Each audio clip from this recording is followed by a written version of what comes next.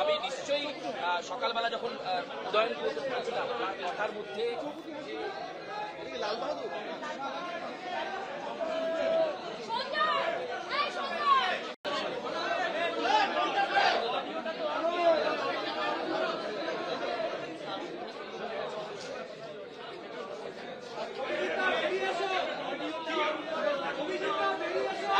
তৃণমূল কংগ্রেস বিভিন্ন জায়গায় সন্ত্রাস করবার চেষ্টা করছে এবং সাধারণ মানুষ প্রতিবাদ করছে এবং বহু জায়গায় তৃণমূল কংগ্রেসের যারা গুন্ডা, যারা অ্যান্টি সোশ্যাল এলিমেন্টস, তারা বারংবার আমাদের যারা বুথ এজেন্ট থেকে শুরু করে বিভিন্ন জায়গায় পোলিং এজেন্ট থেকে শুরু করে সাধারণ ভোটার্সদেরকে আটকাবার চেষ্টা করছে। কিন্তু আমাদের এখানকার মানুষ গত পঞ্চায়েত নির্বাচনেও ভোট দিতে পারেননি এবং গত পৌরসভা নির্বাচনেও কিন্তু এখানকার সাধারণ মানুষের গণতান্ত্রিক অধিকার কেড়ে নেওয়া হয়েছে।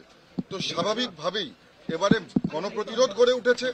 যেখানেই তৃণমূল কংগ্রেসের যারা গুন্ডা থেকে শুরু করে অ্যান্টি সোশ্যাল এলিমেন্টস রয়েছে, যারা সাধারণ মানুষের ভোটাধিকার কেড়ে নেওয়ার চেষ্টা করছে, সেখানেই কিন্তু প্রতিবাদ তৈরি হচ্ছে, প্রতিবাদের ভাষা মানুষ খুঁজে নিচ্ছে।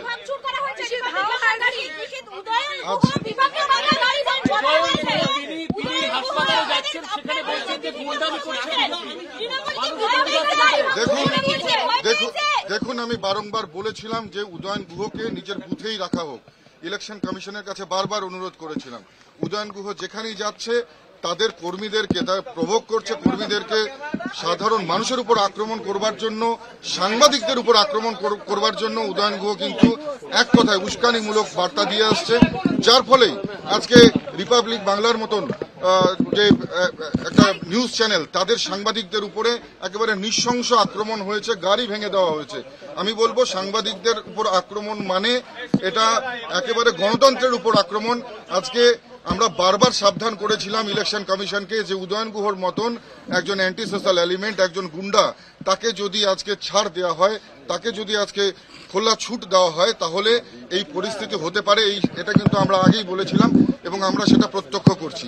দেখুন, তৃণমূল কংগ্রেস আমাদের বিভিন্ন বুথ সভাপতিদের বাড়িতে গিয়ে অত্যাচার করছে, কোথাও বোমা রাখছে, কোথাও পিস্তল উঁচিয়ে হুমকি দিচ্ছে এবং সঙ্গে পুলিশকে নিয়ে পশ্চিমবঙ্গ পুলিশ একেবারে দলদাসে পরিণত হয়ে পুলিশ এবং তৃণমূলের গুন্ডা মিলে যৌথ প্রয়াসে তারা কিন্তু আমাদের কর্মীদের উপর আক্রমণ থেকে শুরু করে প্রশাসনের সঙ্গে নিয়ে এই ঘটনা করছে। এটা ভাবা যায় না। আজকে নির্বাচন কমিশন এবং সেন্ট্রাল ফোর্স আছে বলেই কিছুটা শান্তিপূর্ণ ভোট হচ্ছে, কিছুটা আমি বলছি। কিন্তু এই উদয়ন গুহদের মতন লোককে যদি একটা জায়গায় তাদেরকে আইসোলেট করা যেত, তাহলে নিশ্চিতভাবে আমি বলছি এই ভোট 100% শান্তিপূর্ণ হবে।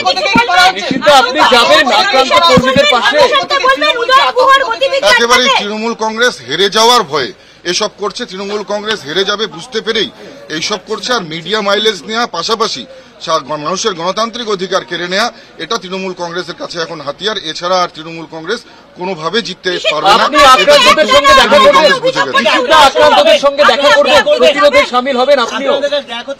নিশ্চিতভাবে যারা আক্রান্ত তাদের সঙ্গে যেমন দেখা করব, তেমন যে সমস্ত বুথগুলো থেকে অভিযোগ আসছে সেই সমস্ত বুথে নিশ্চিতভাবে আমি সেখানে যাব। তৃণমূল কংগ্রেস ভোটারদের উপর কেন আক্রমণ করছে?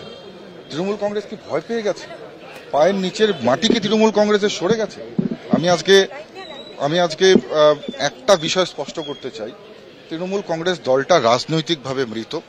এদের ভায়োলেন্স ছাড়া এবং রাজ্য পুলিশকে ব্যবহার করা ছাড়া তৃণমূল কংগ্রেসের কাছে কোনো হাতিয়ার নেই, যে কারণেই এরা এই ধরনের সন্ত্রাস, এই ধরনের যে उच्छृंखलता तृणमूल कांग्रेस को। इलेक्शन कमीशन के मूवमेंट में आप खुश है?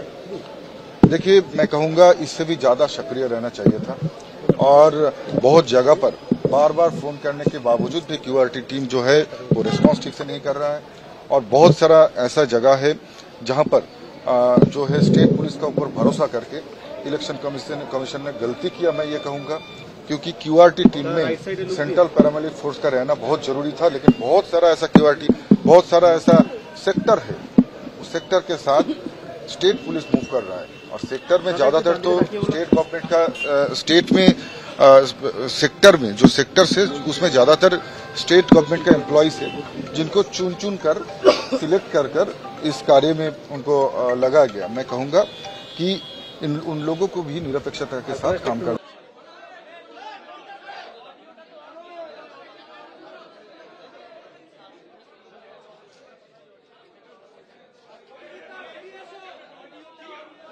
বিভিন্ন বুথে ঘুরে একদম রিপোর্ট নিচ্ছেন নিশীথ প্রামাণিক, কি রিপোর্ট নিচ্ছেন? শান্তিপূর্ণ ভোট হচ্ছে কিনা, কোনো অসুবিধা আছে কিনা, ঠিকঠাক এখানে ভালো হচ্ছে। মোর দেন 60% পোলিং এখানে হয়ে গেছে। তো সকাল থেকে অনেক অভিযোগ পাচ্ছিলেন, বাড়িতে বসে রিপোর্ট নিচ্ছিলেন। হ্যাঁ, সেখান থেকে বসেই অনেক কিছু ঠিকঠাক করে তারপর বেরোলাম। কারণ প্রথমে আমাদের কাছে যারা সাধারণ ভোটার তাদের জীবনের দাম অনেক বেশি, যে কারণে ফার্স্ট সকাল সকাল তাদের সঙ্গে যোগাযোগ করা, কথা বলা এবং কোথাও কোনো সমস্যা আছে কিনা সেটা দেখে তারপরে নিজের ভোট দিয়ে তারপরে বিভিন্ন বুথে বুথে এসে দেখছি যে কতটা শান্তিপূর্ণভাবে হচ্ছে কিনা, নাকি কোনো অসুবিধা আছে। তো পুরো ঘুরে দেখে যেটা বুঝলাম ঠিকঠাক আছে এখনো পর্যন্ত। উদয়ন গুহ তো আপনি বলেছিলেন যাদের না বেরোয়, উদয়ন গুহ তো বেরিয়েছে, বেরিয়ে কিছু ভায়োলেন্স করেছে, পুলিশকে প্রভোক করেছে। তৃণমূল কংগ্রেসের যারা অ্যান্টি সোশ্যাল এলিমেন্টস আছে তাদের দিয়ে কিছু ডিস্টার্ব করার চেষ্টা করেছে। অভিযোগ করেছেন, অভিযোগ জানিয়ে একটু সরো সবাই লং রেস। নির্বাচন কমিশনকে অভিযোগ জানিয়েছেন? হ্যাঁ, নিশ্চিতভাবে নির্বাচন কমিশনকে অভিযোগ জানানো হয়েছে। নির্বাচন কমিশনকে রীতিমতো একদম অভিযোগ জানিয়েছেন নিশীথ প্রামাণিক, কারণ উদয়ন গুহ যিনি বলেছিলেন যে উদয়ন গুহ যাতে না বেরোন বুথ থেকে, বিধানসভার বাইরে যাতে কোনোভাবে না যান, নিজের বুথের বাইরে যাতে না যান, সে ব্যাপারে আবেদন জানিয়েছিলেন নিশীথ প্রামাণিক। কিন্তু দেখা গেছে উদয়ন গুহ কিন্তু তার মতো করে দিনহাটার বিভিন্ন জায়গা চষে বেড়াচ্ছেন এবং এ ব্যাপারে নিশীথ প্রামাণিক তিনি কিন্তু উদয়ন গুহর বিরুদ্ধে নির্বাচন কমিশনের কাছে ইতিমধ্যে নালিশ জানিয়েছেন।